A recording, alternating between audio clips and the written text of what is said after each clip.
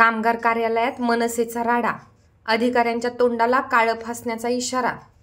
कामगारांची अडवणूक होत असल्याने बुलढाण्यात मनसे आक्रमक। मनसेचे अमोल रिंढे यांनी कामगार अधिकाऱ्यांना धरले धारेवर।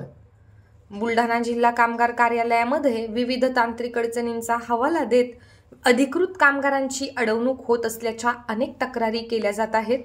त्याचबरोबर या कार्यालयात दलालांचा मोठा सुळसुळाट वाढल्याचा आरोपही केला जात आहे।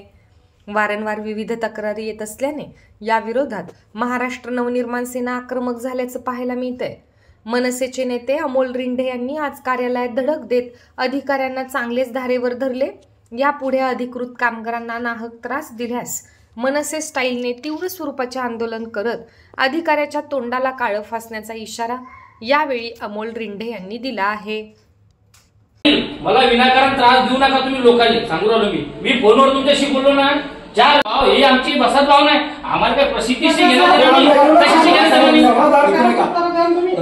आम्हाला प्रसिद्धीशी आम्ही